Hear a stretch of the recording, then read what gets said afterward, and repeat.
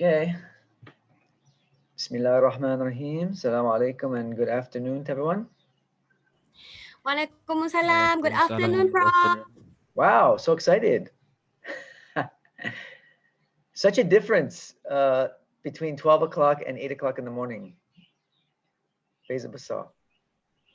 True. Semalam, hani macam morning, Prof. Now, oh, very excited. Nice to see, nice to hear. Okay, alhamdulillah. Okay, so anybody else other than Shamimi want to put their cameras on? So I can see all your smiling faces. Anybody else? No? You're going to be shy, malu? Ah, there's Shafika. Hi, Shafika. See, smiling faces. Hi, Doctor. Hazik. Hazik has sort of a half smile. Okay, that's okay. Better than no smile. Okay. All right. So today, for our 1 hour session, we're going to do more discussion on your assignment 2, okay, group project, to help you prepare you for that assignment. So last week I showed you a video on how to do good qualitative interviews. Yeah. So for the data collection part of your project, where you have to go and talk to other young people about whatever issue you want to cover in your study, in your project, how to get information from them, right, about whatever the problem is that you're trying to look at.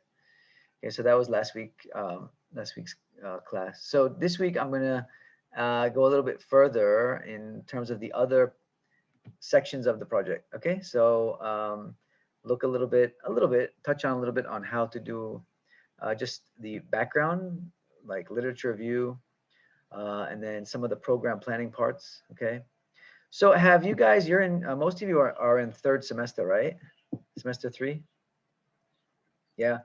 Have you taken your course yet in program planning, adult education program planning, or anything related to training program planning or anything like that? Sudah? Belum? So far, No, only training methodology. Only what? Sorry? Mimi, could you say that again? I didn't hear you. We have to training methodology and adult education. Okay, so in adult education, did you talk about how to do program planning, developing a program, anything like that? No.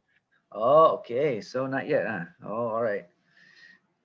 Oh, that's interesting. I thought you guys had already covered that, at least the basics of that. Okay, so we'll, I think maybe this week and then maybe next Thursday we'll also talk about that. Okay. So let me just go to my Pucha Blast.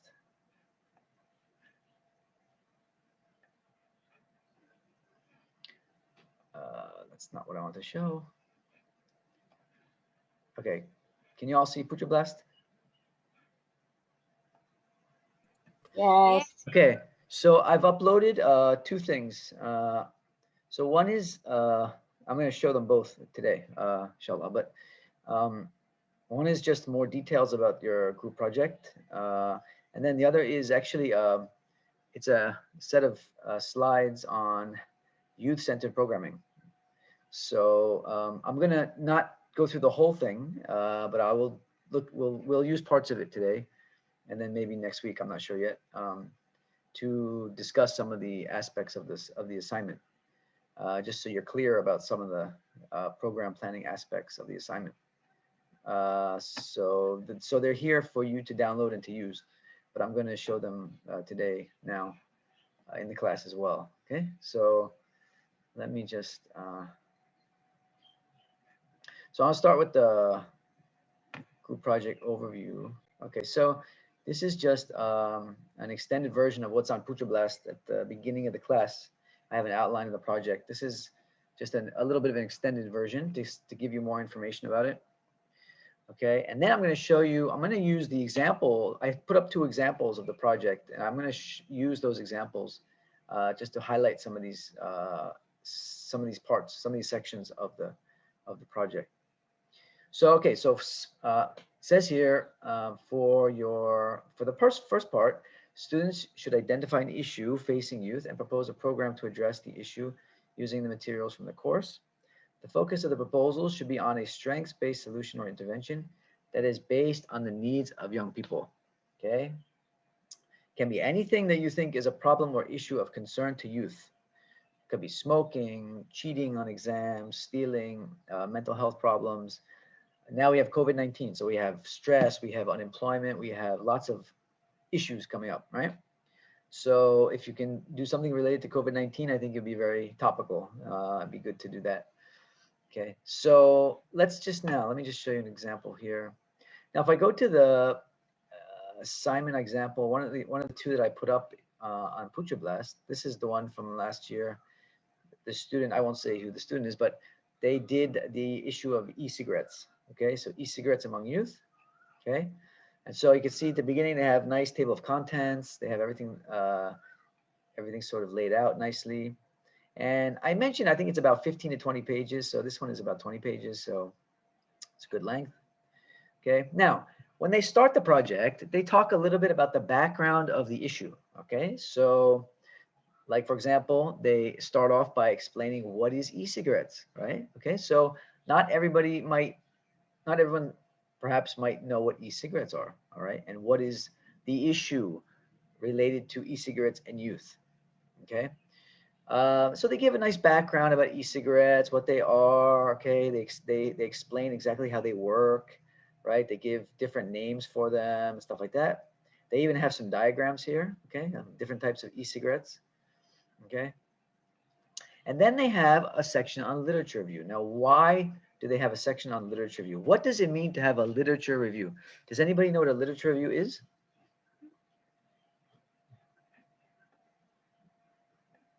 What's a literature review? Anyone know? No, Hanim, you don't know? Review of past study. Yeah, who said that? I'm sorry, I didn't see the name. Who said that? Siapa? Check out. Haire. Oh, Hairu. Yeah, very good, Hairu. Exactly. So they're gonna in a literature review, you're going to review previous studies on that topic. Okay. So you want to basically tell the reader, you want to explain to them what we know about this issue. What do we know about e-cigarettes, right? So to do that, you have to go into the scientific literature, okay? So any studies or reports talking about, findings, studies they've done, what they found, okay, from those studies about e-cigarettes, okay? So that's what they do in a literature review. And what does it mean to get literature? So literature, I'm going to just switch screens again. Literature, if we go to Google Scholar, have you heard of Google Scholar? Yes. Yes. Okay. Yeah. So you've heard of Google Scholar. So what's the difference between Google and Google Scholar? Anybody know? I think maybe Google Scholar is more reliable. But for Google, sometimes it's from website or blogspot. Yeah. Yeah, so Google pretty much pulls up anything that's on the internet about the topic that you put in, right? So it doesn't really look at the source of those sources of those whatever literature it is, right? So yeah, you're exactly right. It could be from a blog, it could be from Facebook, it could be from just a website. It's all sourced out. It covers all sources, in other words. Google Scholar specifically only searches through what's called scholarly literature. So it only looks at articles in scientific journals, for example, or books, okay? So for your literature review part of your project, you want to use more Google Scholar than Google, okay? Because you want to find out about the latest research, okay? So for example, say my topic is, okay, no, I'm not going to say. Who would like to share their topic? Anyone want to suggest, volunteer your topic? Just shout it out, whatever your topic you're going to do for your study. Someone want to share their topic? No. Mimi, what's your topic? Materialism. Huh? Materialistic.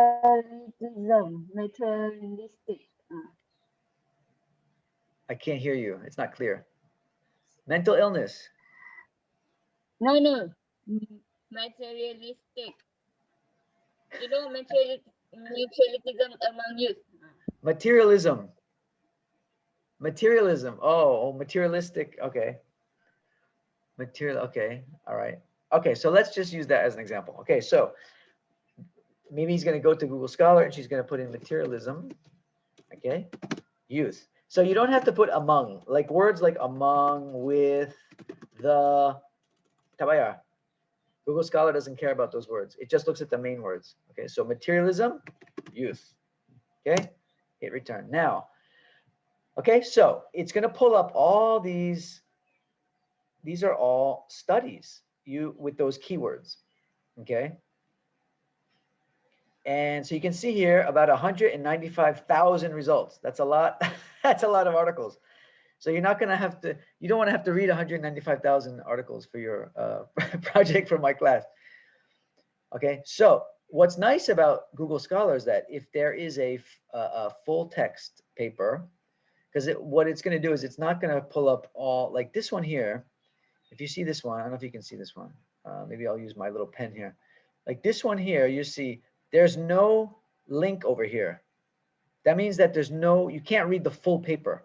You can only read, I'll show you. If you click on it, it's just going to pull up. So it's just going to pull up the background information about the article. Hold on, this is kind of annoying.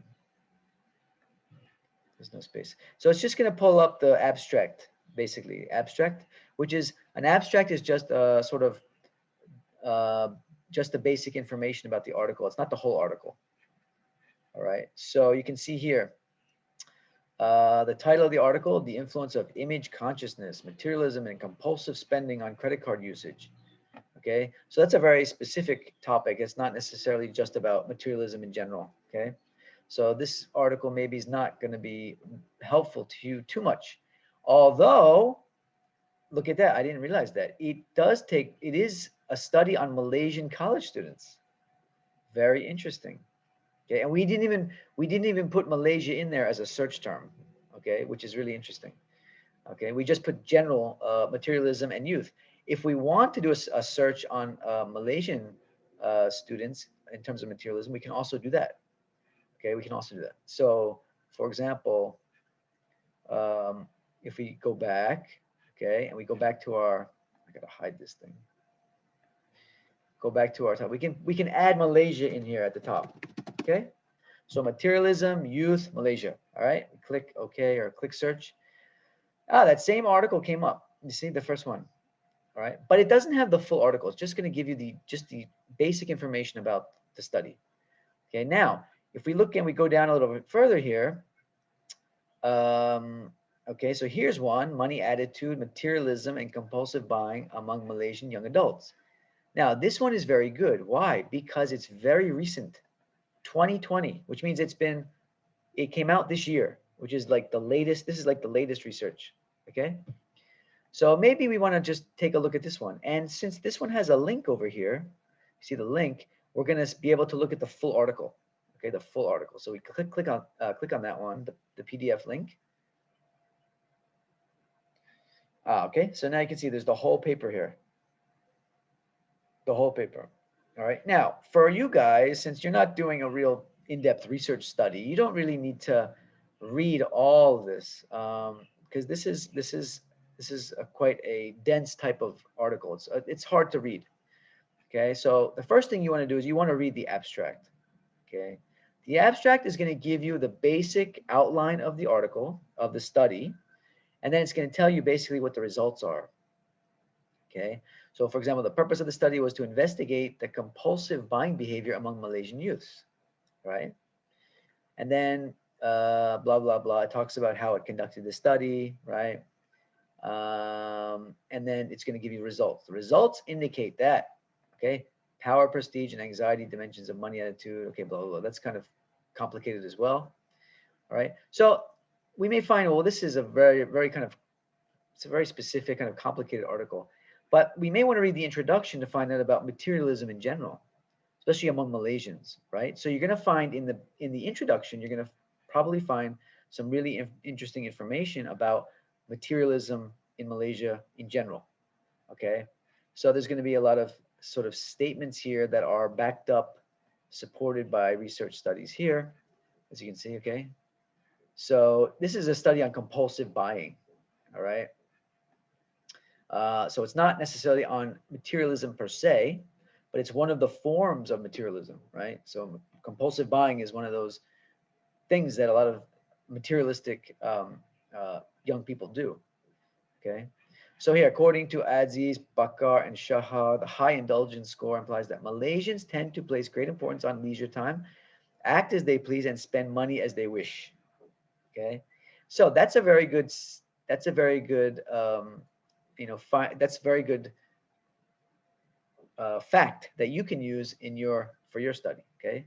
So you could say that a study done by Ong, Lau, and Zainuddin found that, or stated that, Malaysians tend to place great importance on leisure time, act as they please, and spend money as they wish. Okay, so they tend to be materialistic in that sense. All right.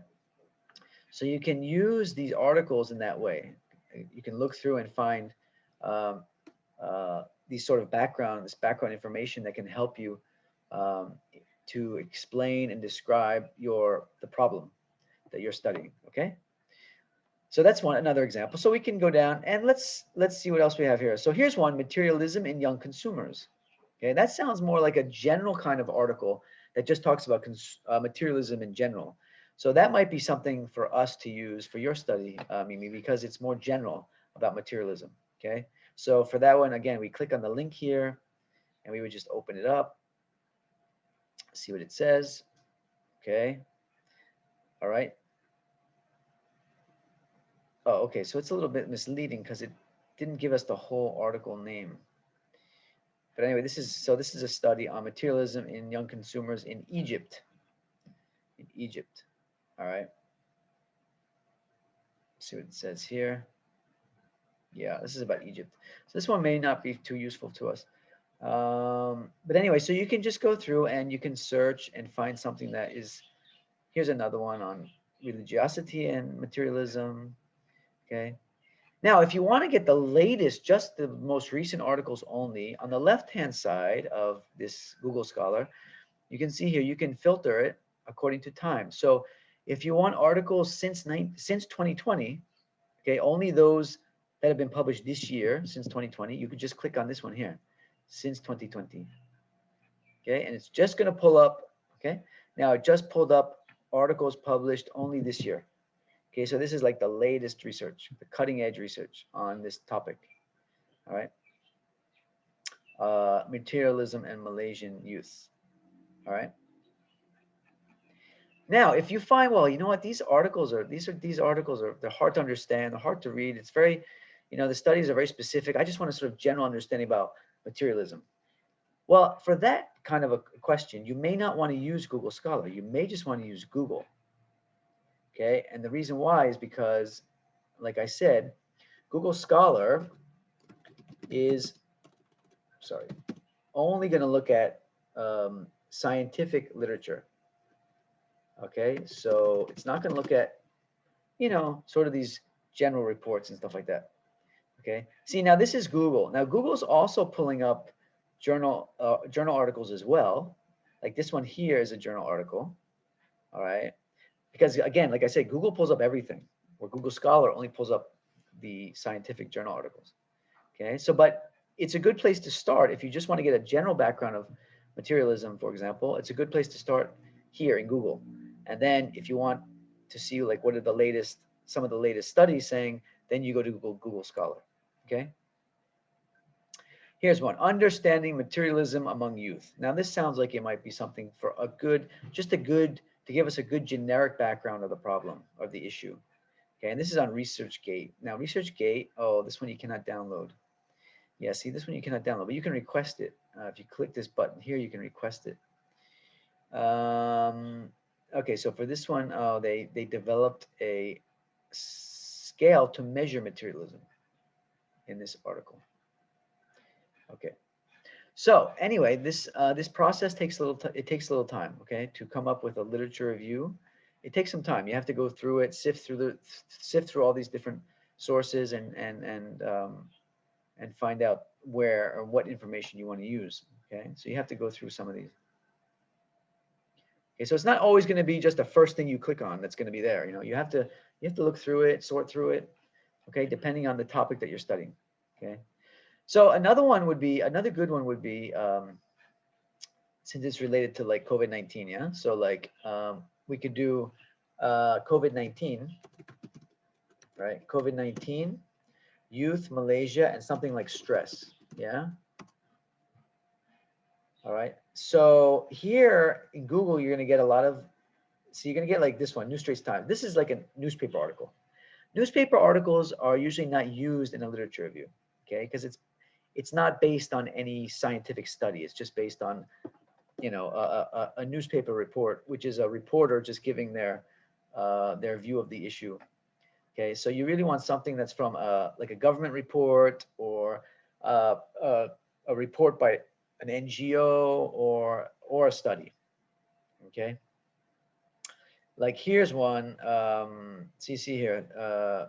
Here's Think City survey shows Malaysian women and youth experience high levels of stress. Okay, so this might be a good one to use for your background. Sorry, your introduction. Okay. So this is a recent survey. Okay, so that's good. Recent survey you can use. Okay, and they're going to talk about, see here, talk about the MCO, how it's causing stress, right?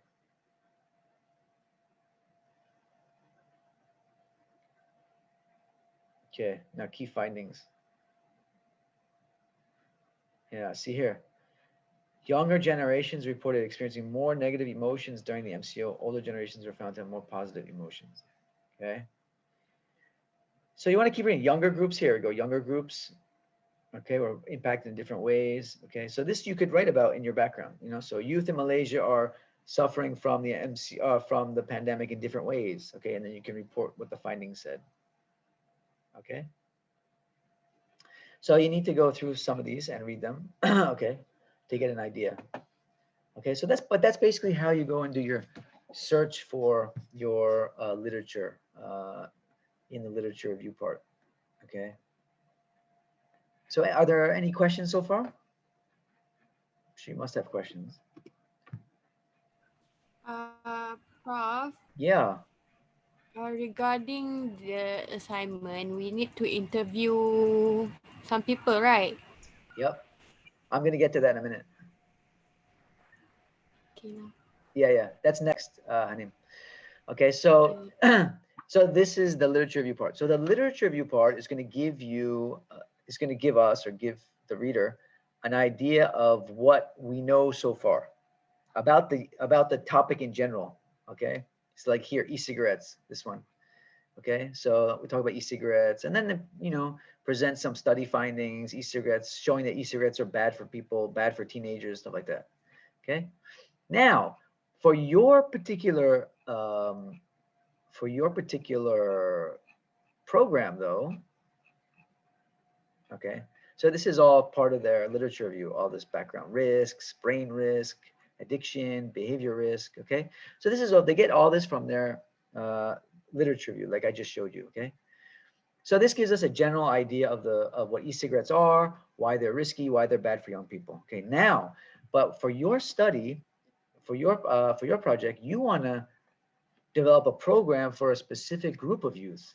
Okay, which means that you have to understand the problem of e-cigarettes among them specifically. You know, so a literature review will give us a general background, but specifically to meet the needs of our target group for our program, we need to interview them. We need to ask them about the problem. And that's where the interviews come in, Hanin, okay? So here now they're going to report on their interview. See, interview 1. Okay, so they don't. Okay, so they present the whole interview here. I don't actually require. You don't actually have to do this. You don't actually have to report the whole interview like this. Okay, it's enough for me to do this. Okay, just report on the findings. Okay, so from the interview, okay, we found that, you know, the youth take, here it says like, the youth do vape or take vape because they want to enjoy the moment with their friends or also in that vaping activity. Okay, the good part of being the vapor among youth, they basically take care of each other. Okay, so just report basically the findings of the needs assessment. Okay, just the finding. Okay, so what did you find from your interviews? Okay, and so when you read through the interview, you can pull out those, you know, pull out the needs. You know, so why do they do vaping, for example? All right, so here they get support from their friends. You know, it's just a way of it's a way of relaxing. You know, yeah. So it's definitely a social. You can see it's a social activity. It's a subculture, right? And we talked about subculture. So here they even mentioned, I can say vaping among youth can be called as a subculture. All right. That was from interview 1. Interview 2, right? Also, they talk about influence from peers. All right, influence from peers. And then they also mentioned here that they found that one of the young people they interviewed has strong leadership skills, and then that can be developed, right? Again, taking a strengths-based approach, looking at it from a positive youth development approach. What can we build in the youth to get them to stop doing that particular behavior? Okay. So they say if he can polish his communication skills, teamwork, and other skills, then that's a way of building up his leadership, and then he will hopefully, from that, he will hopefully decide or choose to stop getting involved in vaping. All right. So from the interviews, you're going to sort of do this needs assessment, identify what are the needs.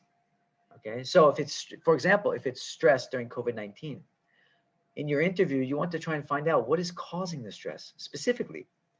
You know, is it, for example, if it's COVID-19, is it because they're locked in, they can't leave the house, right? And they don't have meaningful things to do, right? Or they're bored, you know, or they're afraid that, you know, they have no, you know, maybe they have no motivation to study because of the MCO. What is the real reason for the stress? Is it because of money, financial, right? So you want to get to the real need. All right. And then from that, then you build your program or you propose your program based on that need. Okay. So the issue is stress among youth during COVID-19. When you did your interview, you found that actually the stress is caused from whatever, finance, fear of getting sick, whatever it is. And then you build your program based on that need. Okay. So from here, based on their needs assessment from vaping, all right, so they decide that they want to build the leadership skills of the youth, right? And by doing that, it'll turn the youth away from vaping. Right? They'll get them involved in doing healthy community activities, leading community activities that will get them away from vaping. Okay, so you can see it's very smart the way they did it. They identified the cause of the vape, why they're involved in vaping, and from that, they develop a program to get them to build up something in themselves, their leadership skills, so that they no longer choose to do vaping. Okay? So they have their program objectives. Okay? So it's to develop the soft skills of the young people.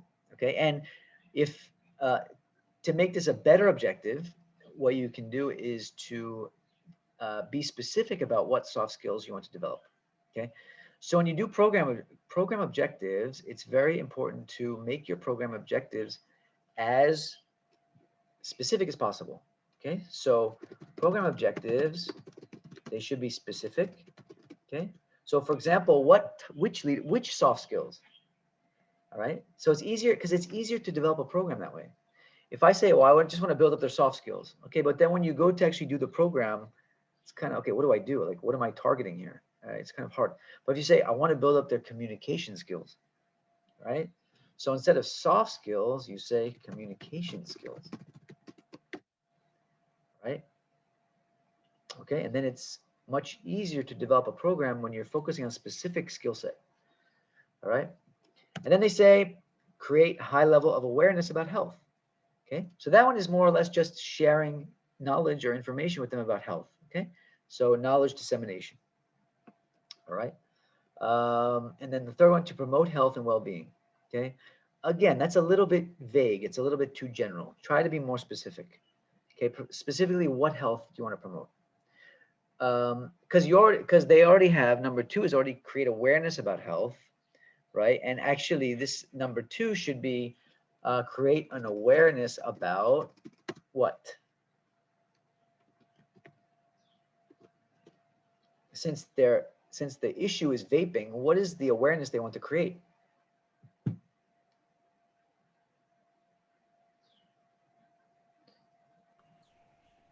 Lung health.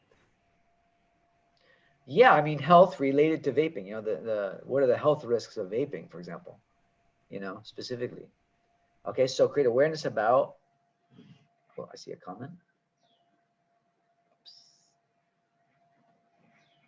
Yeah, the bad effects of e-cigarettes. Exactly.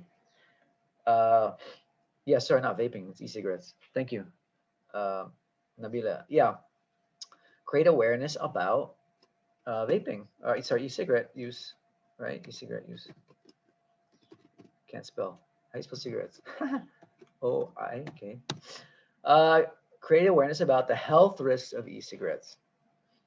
Okay, now that is not necessarily what we would call a youth development outcome, but it's an important knowledge that they need to have. Yeah. And then the fourth one, to build up and enhance a caring community. Okay, so if your target group is youth, not sure how you're going to build up create a caring community. So this is not a great program objective because it's very general, right? So again, you want to be more specific. So specifically, maybe we want to how do I say it? We want to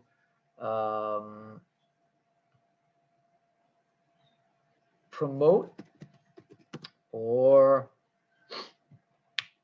it's another word for it. Encourage, something like that. Youth or the participants of the program, to join a community organization or NGO or something. Okay. So again, specific. At the end of the program, you want them to have joined, or at least thought about joining, consider joining a community-based organization or community program, maybe a youth association, for example, or some NGO. Okay, you really want to get them involved, yeah. And so in your program, you're gonna sort of act as the bridge to do that. Maybe you'll invite speakers from these NGOs to recruit, the young people into their programs. Okay, so you want your program objectives to be specific. That way later we can measure them to see whether we've actually achieved them. And then we'll know whether the program was successful, right? And then last one, to provide knowledge and experiences to young people. This is not a good objective, okay? The last one. It's way too general. It doesn't explain what type of knowledge, what kind of experiences. Okay, so there's really no way we can measure that objective because it doesn't really say anything. It's very general. It's extremely general. Okay, so we can so the last one we don't even really need. We would just exclude it from the program. Okay. All right, so this is an example. This is a very good project, except for these program objectives they're not the best. They're a little bit too general, and they don't make good program objectives. Okay. Any questions about that? Anything not clear about the program objectives?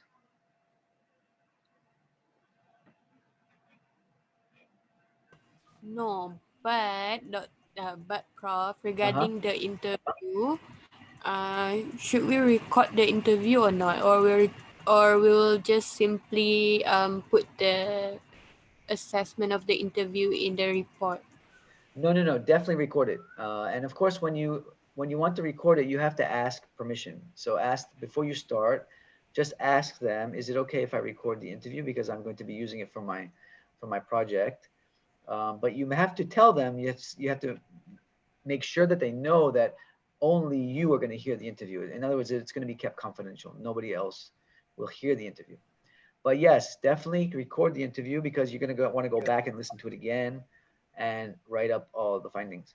Now, usually I'll ask the students to, like here, they wrote it out like this verbatim. This is called verbatim, word for word. They wrote the whole interview and they included it in the report. Usually I don't ask them to include it in the report, but it's a good idea. It's a good idea to do this. This is called transcribing, actually. Transcribe the interview so that you can easily analyze it, okay? And usually I'll just ask students to include it as an appendix in the report, okay? But it's okay. You don't have to provide this whole transcript. But at the very least, yes, you should record it, okay? Definitely. Because you don't want to be, remember last week during the interview video, remember we said you don't want to be writing the whole time, okay? Tak nak macam tu. You want to make eye contact, right? You want people to know that you're listening to them, that you care about what you're saying, what they're saying. Okay, so you don't want to have to worry about writing. So just record it, and then you don't have to worry about writing. So the interview should be done in English or in Malay? No. Whatever they're comfortable with. Whatever language they're comfortable with is fine. Okay, so whatever you always, in research, you always want to do what's most comfortable for the person you're interviewing. So you can do it as, for example, like if they want to check up bahasa, it's fine. They can speak in Malay, and then you can just do the translation when you report the finding. Okay. For this type of project, it's okay, tapa. You can just do it that way.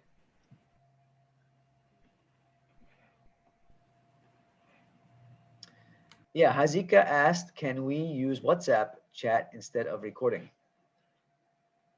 In other words, Hazika, you want to actually do the interview over WhatsApp?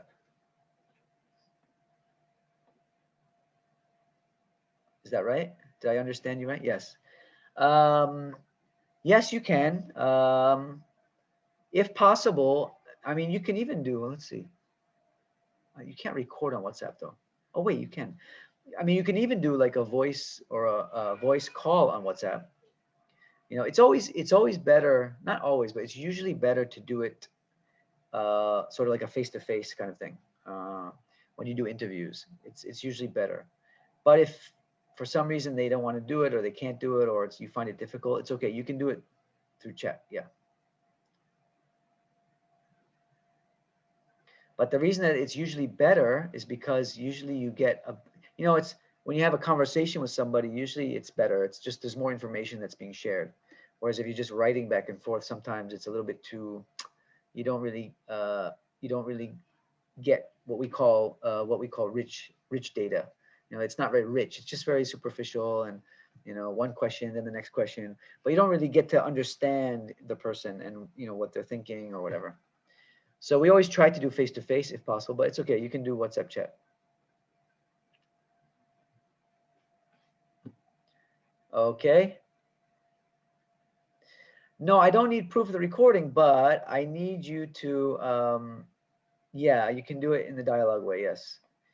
Yeah, but there should be some evidence that you did the interview, right? So when you report the findings, you should, include information about what they said, right?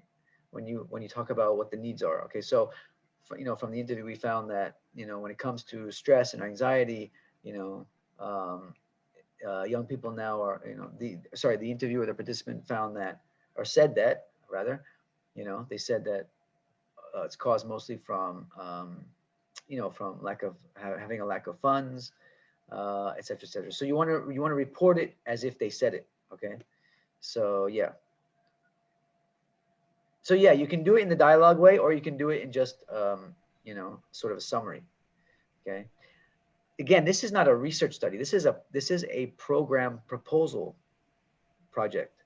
So basically, you're just doing this to find out what the needs are. Okay. It's not like a formal research study. Okay, you're just really trying to find out what are their needs. What are their needs? So whichever way you can do that, it's fine. Just make sure you report what the needs are. Okay, is that clear? Yes. So how many persons should we interview, Prof? I mean, I would say at least two. At least two. I mean, they're not going to be. It's not going to be long interviews. You know, just yeah, usually just maybe like 20 minutes or so. Um, so I would say at least two. If you know, better if you can do like three, but at least two, which usually means two for students. But if you want to do more, you know, like maybe one, you know, if you do an interview but you don't really get a good, maybe they're not very, they don't really tell you much. Yeah, it's like, oh, I don't really understand what he's saying, or I don't really, he can't really answer the question. So then maybe you want to do a third one, you know, just to make sure that you're clear about what the needs are. Okay, so Shuhada asked, is the dialogue or the interview counted as part of the 20 pages? Well, I think it's only 15 to 20 pages, isn't it, the assignment? I think 15 to 20 pages, I think I put in the Put Your Bless. Maybe you can check. Yeah, I mean, I'm not, Shuhada, I'm not that concerned with the exact number of pages, honestly. So in the neighborhood of 15 to 20 pages is fine. So even if it's a little bit more than 20 pages, that's fine. You know, it shouldn't be anything less than 15 pages. But I'm not really big on counting pages. So as you can probably figure out, my style is not very, I'm not very concerned with that kind of thing. Okay, is that okay, Shuhada? Okay, so after the interview, let's see here, needs assessment. Okay, so this is the finding from the interview, needs assessment, and then the program objectives. Okay, now then they have this section called rationale for the program. All right, and so this is sort of a background of the program you're going to design. What is the rationale for it? Okay, so for example, say, okay, so we found that vaping, e-cigarettes are harmful, and the reason they do it is mostly because of social pressure, okay, and stuff like that. Now here, the objectives, if they were written better, they'd be much clearer about what they want to do. So they want to develop the communication skills of the young people. They want to develop their leadership skills, and they want to get them involved in a community program. Okay, so say those are the three objectives. Very clear, very specific. Then you can talk about the rationale for the program. Okay, so what kind of program should I design to meet those objectives? Okay, so first one, communication skill. Okay, from here you can go online. You can look at all different activities they have in different types of youth programs to develop young people's communication skills. Okay, so you can do that. So you can do that for all the different objectives that you have. Okay. How to recruit young people into community organizations. If you go online, there's tons of information on that. All right. So you can just pull from different sources on how. Okay. But maybe you want to say, okay, so because this program has 3 objectives, you know, we think a 3-day, 2-night program will suffice. Okay. Will be enough. Okay. And then you're going to outline basically what you want to do. So since the program is about developing their soft skills, we want to have a program that's going to have a lot of interaction, you know? So there's going to be a lot of role playing, and there's going to be, you know, problem solving, and, you know, so you want to design a program that's really going to meet the objectives. Okay. So if the objectives are about soft skills, you're going to have a program where the young people are learning, are using their soft skills, and they're learning how to improve their soft skills, right? That kind of thing. Okay. So make sure your program rationale and the content of the program match the objectives. Okay. So that's very important that you have, you know, if you have certain objectives, you have to make sure that the activities of the program are really going to achieve those objectives. Okay. That's really important. So, okay. And then you propose the program. Okay. So now what's this particular project, because this is a class in youth development, right?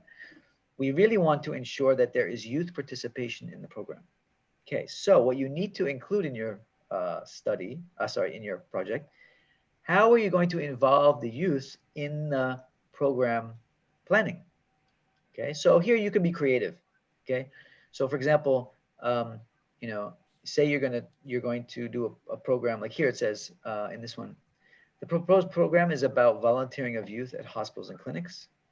Okay, so the target participants are 15 to 20 people for each session.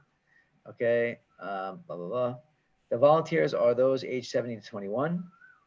Okay, this is the age where young people are most commonly influenced by peers. Okay, very good. So that's a very good rationale. right? Because the problem was, the need was the fact that they're influenced by their peers. Okay, so they chose the 17 to 21-year-olds because these are the ones that are most influenced by their peers. Okay, and so how they're going to attract young people to be involved in the program. Okay, so they talk about the different ways they're going to do that. All right.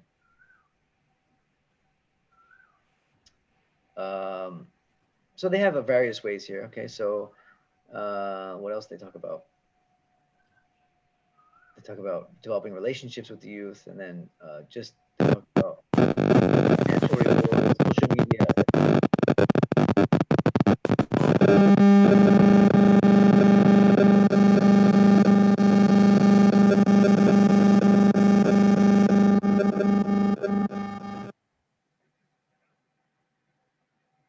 Okay, not sure what that was. Maybe somebody's screen. Okay, anyway, it's gone. Thank God. Okay. So yeah, so then how are you going to involve young people in the program? Okay, so here it talks about involving youth in the whole program during the planning, then evaluation. Okay, so let me I want to go back to the overview. Okay, I didn't finish this one. Okay, so we did this first slide. All right, just make sure we cover everything.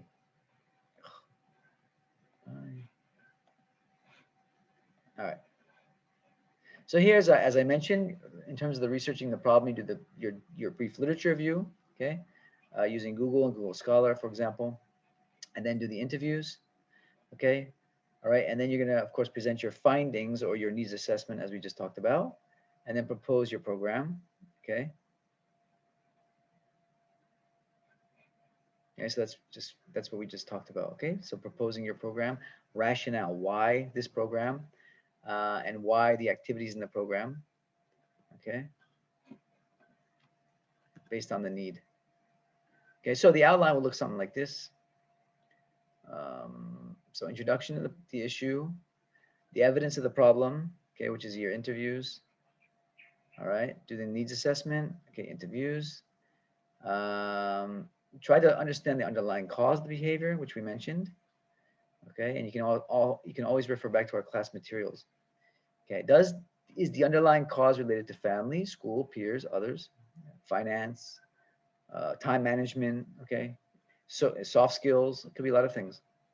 Identify the needs, propose the program activities, and the expected outcomes and evaluation. Okay, so what you expect from the program. Okay, so in terms of those, you have your program objectives, and then what you expect at the end of the program, and then how do you plan to evaluate the program? Okay, so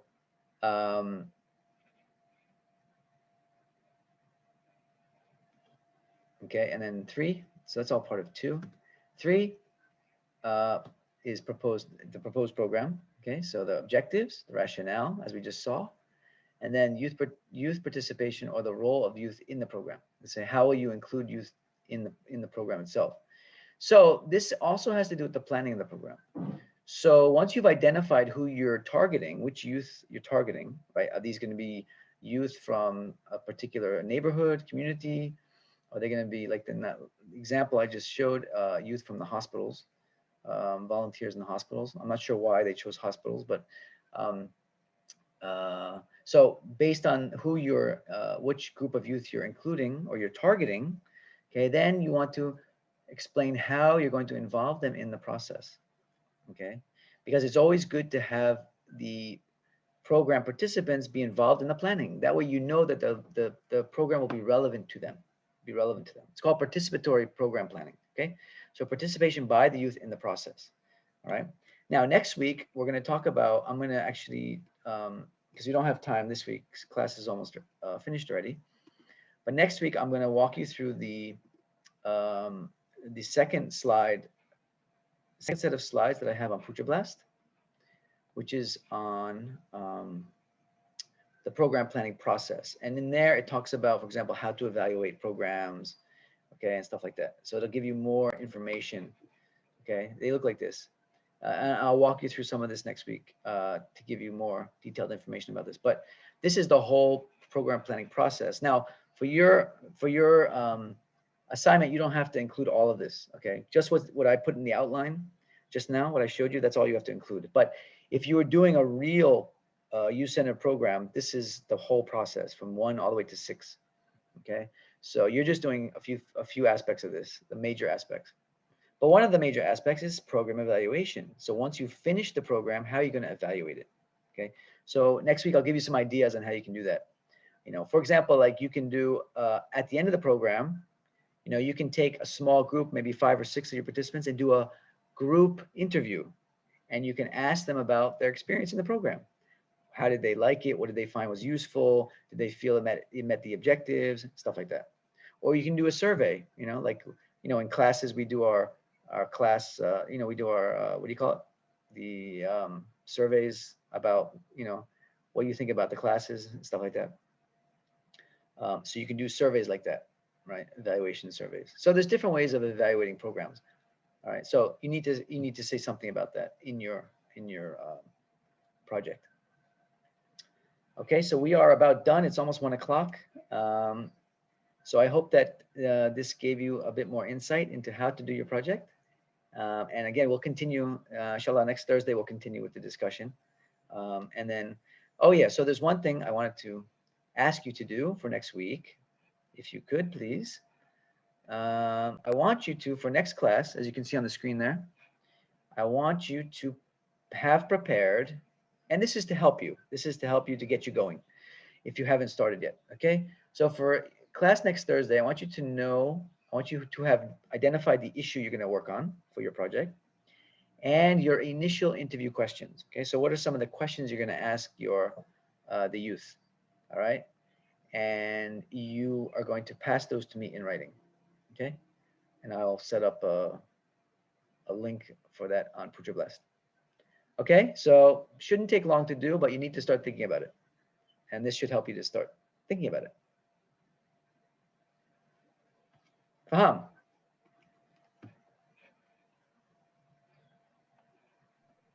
Boleh. Boleh. Boleh. Okay, HRD students boleh. Okay, any other questions? Excuse me, Prof. Yes, I just wanted to know, have you uploaded the, yesterday's class, the slide? Have you uploaded it on Putra Blast? the slide or the class video? The slide. The slide, let me check. I thought I did. If I didn't, I'll do it right after this.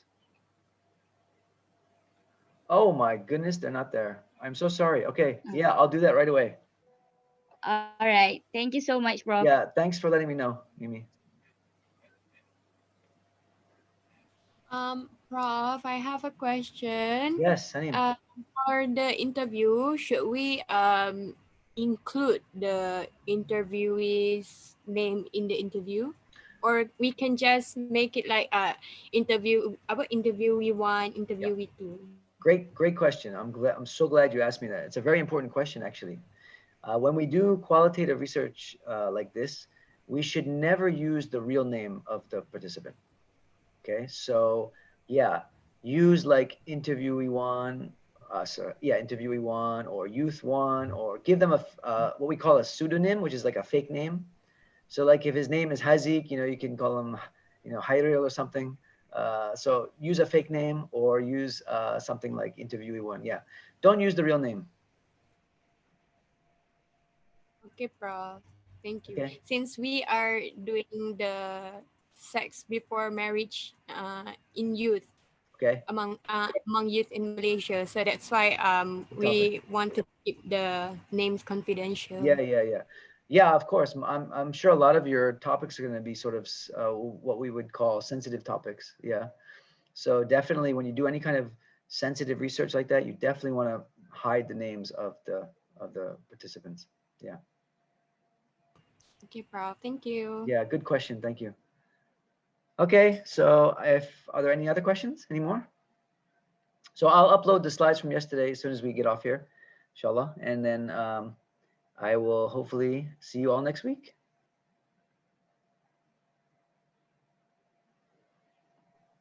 Okay? Okay.